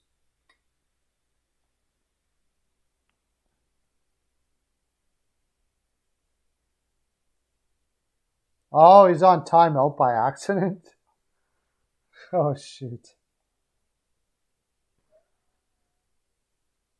4-2 Hawks for CL. You like the Hawks, don't you, CL? I see you pick them all the time. Which isn't working very well for you right now. By the way, any new people in here, you can help, but you can just join. You can say whatever you want. We'll talk about whatever team you want. But we're doing picks for each game, and you can do part of that if you want. All you got to do is say what the score is going to be and who's going to win, and you get fabulous virtual prizes if you get it exactly right. You did it, Epic Gamer? Jeez. How did you do that? How long is he on timeout for?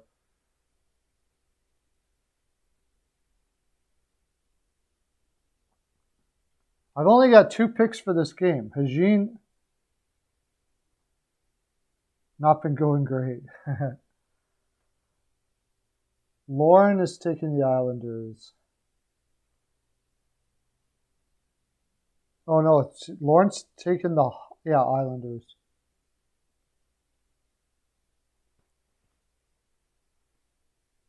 .300 seconds.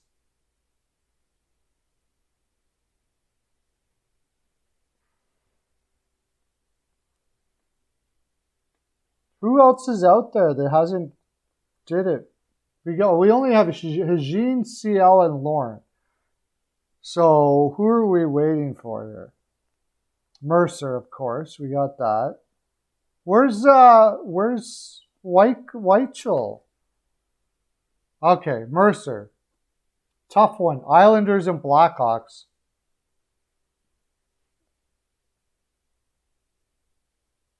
Epic G. 3-2 Hawks.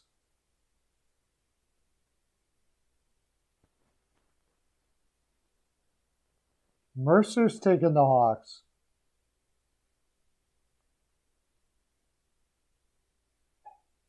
I don't know. I think it's going to be... You know what? This feels like a tie all day. Feels like a tie. That's what I'm going to put it in, as a tie. If I'm going back and forth, and back and forth like this, this is going to be an overtime. I'm going to say 4-3 Hawks in OT. 4-3 Hawks in OT. And I don't, just because Sorokin has looked so bad. I'm really surprised by that too. I've been talking him up like crazy, and he goes and craps a bed. So bad. He looks terrible. Yeah, don't do it again. House of spanking for you, my friend. Helen, can you pick Epic G? What times do we got for spanking in Perlo's House of Spanking there? Times you got? The earliest, Friday at 3. 3 till 4, 1 hour. Friday, 3 to 4, be there. Perlo's House of Spanking. You know where it is. You know where it is. Go to one near you. Just tell them that Perlo sent you. Okay, next game.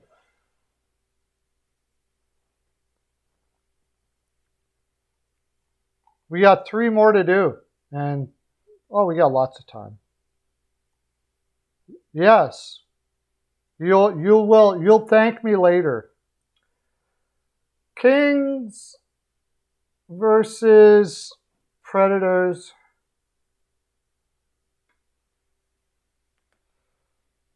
Kings versus Predators. This is an interesting game too. And I believe it's Peterson versus Saros. So, yeah, Peterson versus Saros. Injuries. What do we got for injuries? I don't think LA has too much for injuries. Brandon Lemieux and Elias Anderson.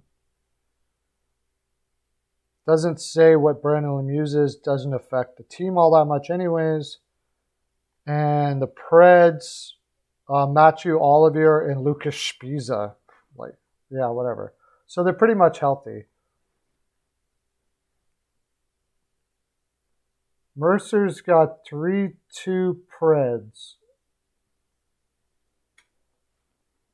CL 4-1 Kings.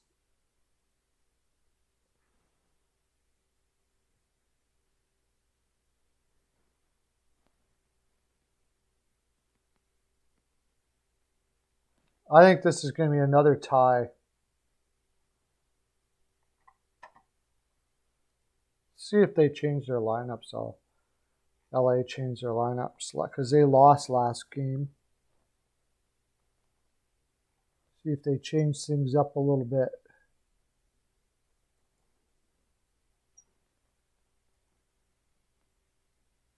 Lemieux is on COVID. Okay.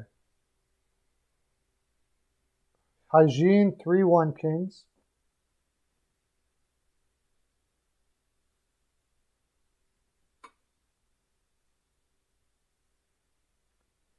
Lauren 3-2 Preds.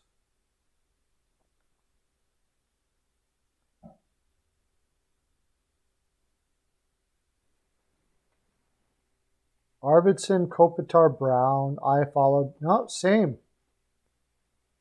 Oh, Kaliev on the 4th line now? Kaliev, Lizotte, and Kapari. Oh, man, that's a lot of depth. Holy crap. Wow.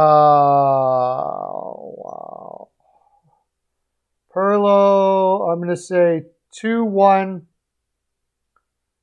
2-1 Kings. I think it's going to be a tight game.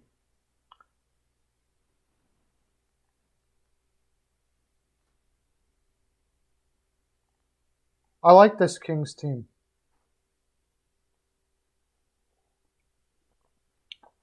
I like the way the Preds are playing too, though. So I don't really like taking a side too much here, but because the Preds, they're going to play you tough. They're going to play you tough, and they're at home.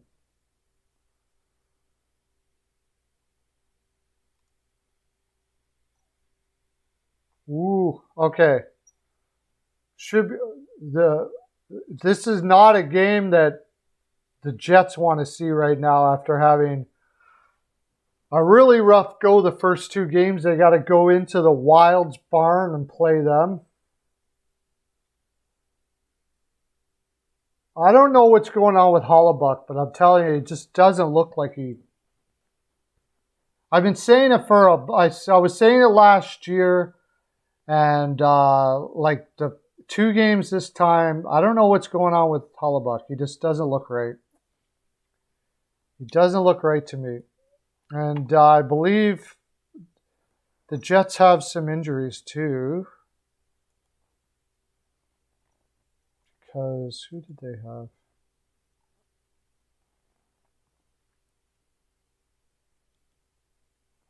Svechnikov. Okay, who's injured?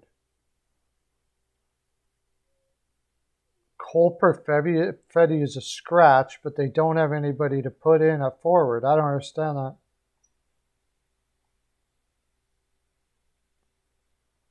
Oh, Blake Wheeler is injured. Yeah, that's right. Blake Wheeler is injured.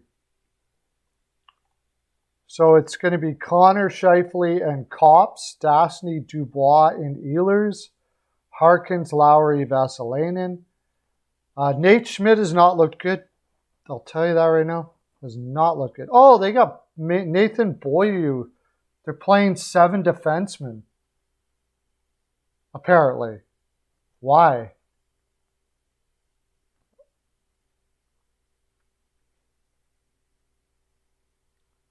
The captain.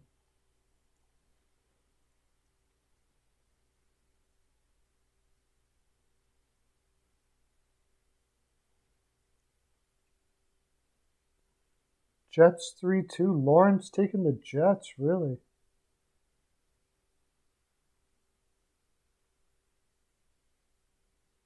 What's the captain? Mercer 2-1 Wild.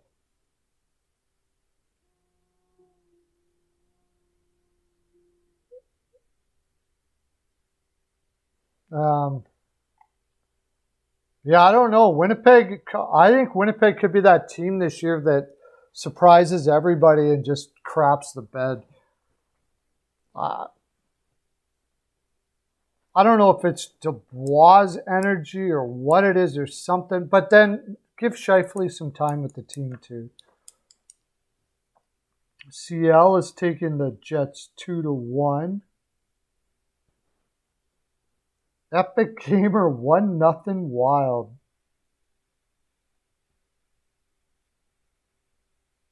Really, everybody taking the under here.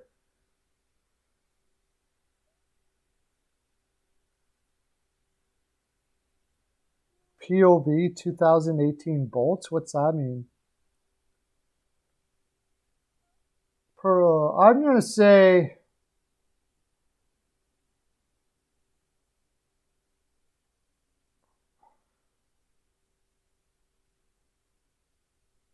I'm going to say 4-2 Wild. I haven't liked what I've seen from Hollebuck, so I think they're going to pot a couple on him. If it was 1-0, yeah. The way Minnesota right now is playing in the offensive zone, actually, the way they've been playing, like, it's one of the best ever since the sweep. Remember the sweep.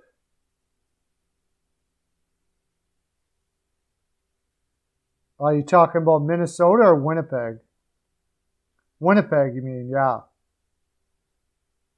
Yeah, ever since the sweep, yeah. We'll see how I don't know. Something doesn't seem right in Winnipeg. Something doesn't seem right in Winnipeg. I can't put my finger on what it is. I know their defense was bad. But for a while now, something hasn't seemed right. And now are we on the final one?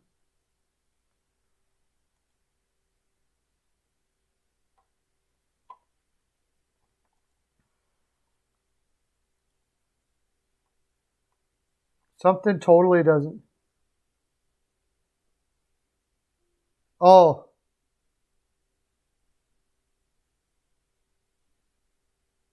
Well, that was when they played Columbus, right?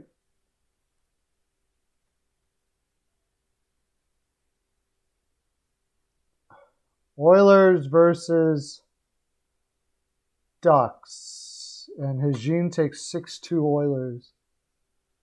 Yeah, the Ducks are on a back-to-back.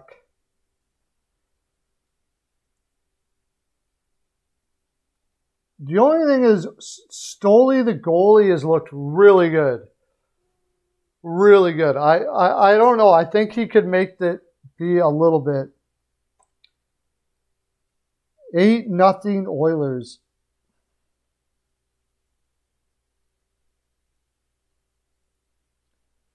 I don't even think that, I don't know, could be wrong, but I don't even think the Ducks can go without scoring a goal. Maybe, because on that defense. Mercer thinks it's going to be a lot closer than people think. 3-2 Oilers. CL 5-1 Oilers. I hope you're wrong, Mercer, because I got Oilers minus 1.5.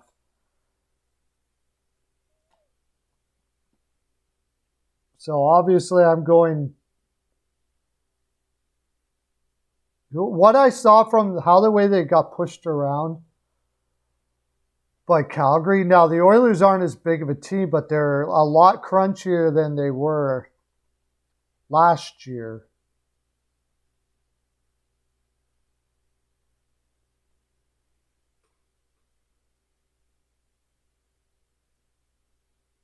And Smith is in net. They're going to be tired. I actually like yours, CL, 5-1. So I'm going to go 5-2. 5-2 Oilers. Edmonton looks like I thought, they're just going to outscore the crap out of everybody. There's just so much offense on there that I don't even think the fact that they have defensemen like Barry one game there looked like an absolute circus clown, and it didn't matter. Like, they can just make up for it. He's got enough offense to be able to almost make up for his even really bad defense because there's so many offensive forwards there. The value of him to be able to move the puck like he does up the ice is enormous for the Oilers. So, yeah, he did. He looked like a circus clown, man. He was absolutely awful. He made decisions. The way he pokes his stick in the corner when the man is completely covered and he puts a stick in for what? Like, what is that going to do for you?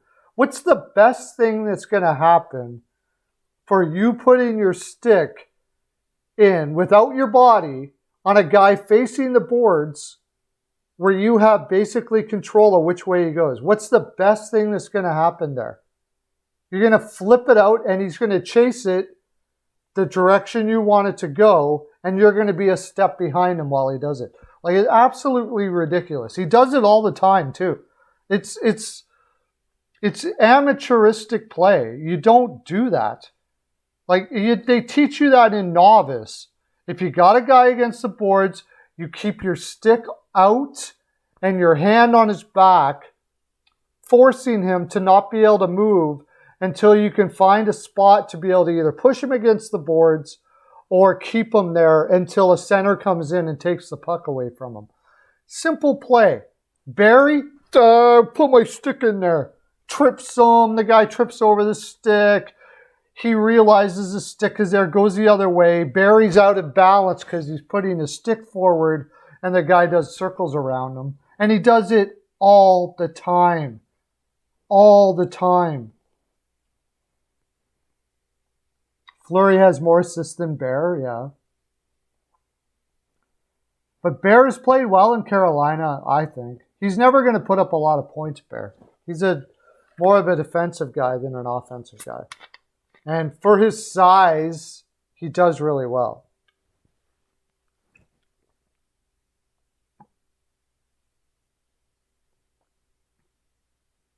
I know. It is totally unnecessary. And he gets nailed for tripping on it all the time. Like, if I was, it's like, no wonder Patrick Waugh gave up his coaching career in the NHL because Colorado wouldn't trade Barrie. And I don't blame him a bit. If I had to watch that over and over and over again, and I wasn't allowed to smack the guy in the head, I would probably quit too, especially if I already had millions like Waugh did. That was unbelievable. Like, I love his offensive game. He's got a huge shot from the point. You can't deny his great offensive abilities, but the bonehead plays he makes in the D zone is just, it can kill. It can kill. It's like what Buchnevich did, giving that headbutt yesterday. It killed the energy of the whole team because they sat there going, well, what do we do with this? We think he's an idiot too. Like, you guys want to fight us because Buchnevich is an idiot. I don't want to fight you. I agree with you. I want to fight Buchnevich, and he's on my team. So, and it's sort of like that with Barrie when he does stuff like that. You go, like, how many times have we told you, dude? Like, during the game, like, the goaltender's like, Barrie, what the hell?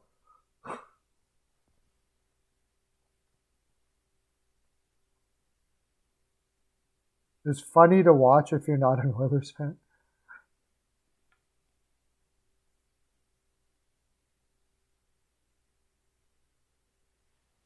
Yeah, the Kraken had an early, long schedule. That's another reason why I doubt they'll win tonight.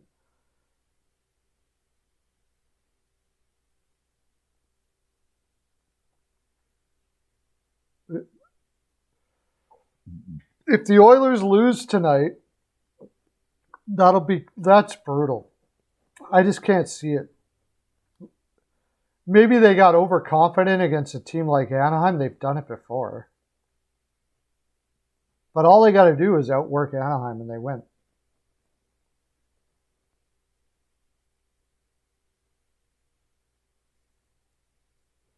Oh, they had him on the top line. No, he looks okay, right, Lauren? Lauren would know more than I do. I don't.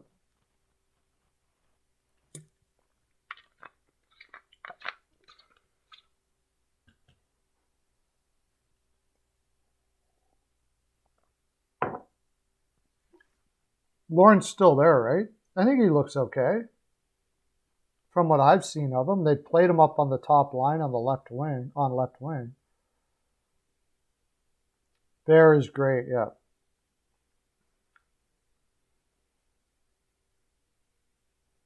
Why? No, Bear is okay.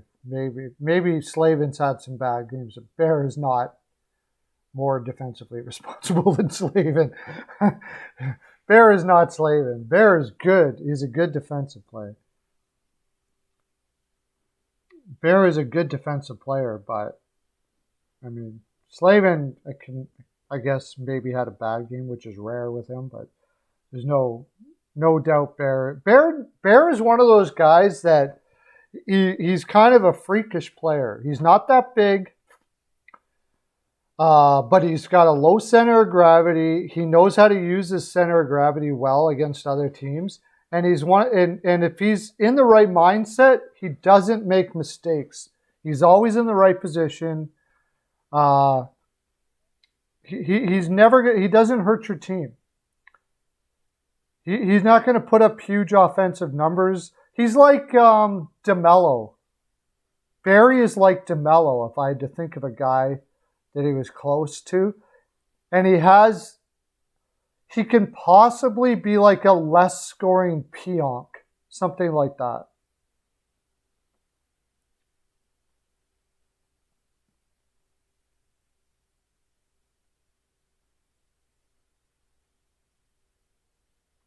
D'Angelo, yeah, I knew that was.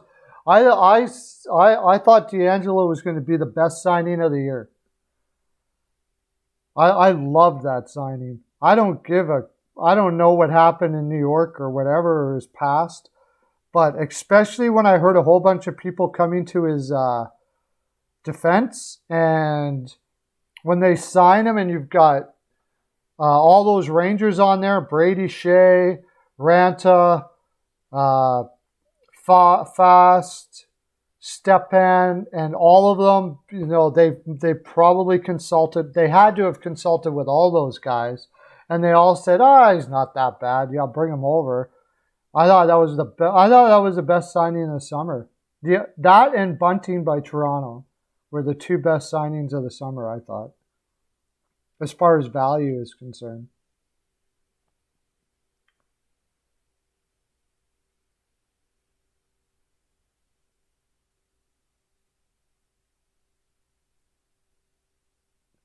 Yeah, that might be it. Like playing with Bear, they might want Slavin to focus more on offense. That's possible, yeah. So he's going to take a few more risks than normal. Because he's underrated offensively. He can put up offense.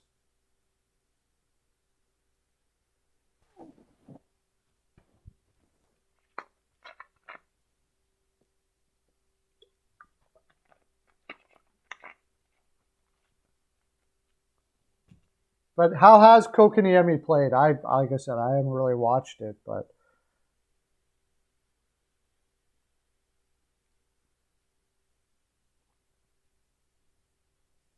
yeah, it happens to everybody. At least it might happen once or twice a year with Slavin.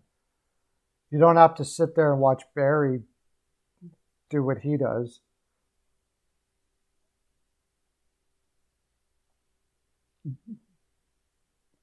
Like Barry, it's not just like I can even handle a player that is risky and he takes high, like he's an incredible passer, and every once in a while he gets caught passing up the middle.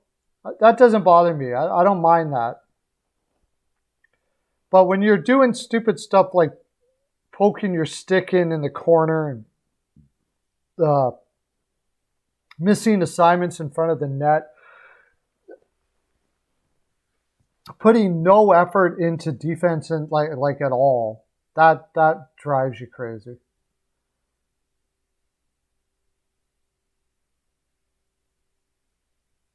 Yeah, I think he's going to be more of a defensive player.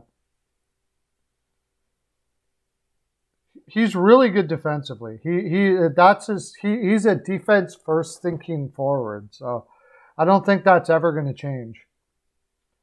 But he has the skills to put up some offense too. He's got a good shot. He's a good passer.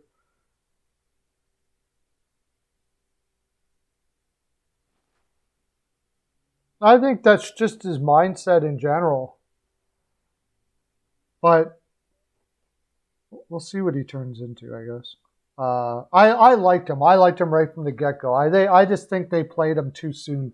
He could have developed more offensively if they would have let him develop into AHL. I mean, they draft the kid off the board. They drafted him higher than he was supposed to. Could have Brady Tkachuk, by the way. Drafted him off the board, then played him like right away, right at 18 years old. I mean, that was just silly. It doesn't make any sense why they were doing that. He obviously wasn't physically ready. And I thought he did very well considering how poorly he was developed in Montreal. And now, he's in a system in Carolina where hopefully they can probably maybe regain the offense that he never had. I think as it turns out, he'll be like a 40 to... I think in the end, he'll be better than Dvorak. I think. At the very most, he'll be as good as Dvorak, and he will be for longer and cheaper. He's going to get 160, I think. I think McDavid gets 160, yeah, for sure. Wouldn't surprise me at all. As long as he doesn't get injured or anything like that. Like, You're playing with Draisaitl and Puljujarvi. He's playing with Draisaitl and Puljujarvi if they keep that line going. But his shot is way better than last year already. Apparently, that's all he did all summer was work on his shot because he never had a great shot, amazingly enough.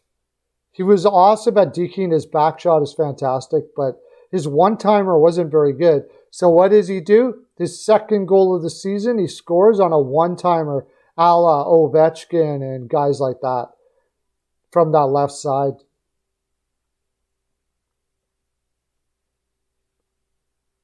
See how many pots up tonight.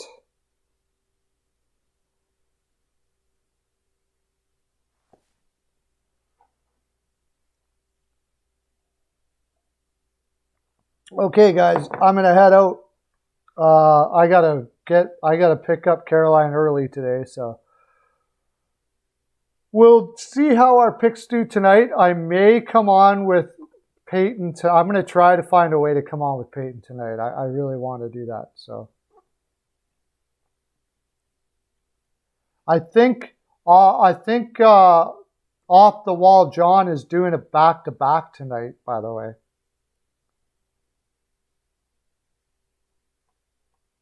See you later, guys. Off the wall hockey. He's doing a back-to-back tonight, I think. Oh, no, maybe not. I don't know. Yeah, he is, yeah. So check him out there. Have a great day, everybody. Thanks for coming out. Okay, bye.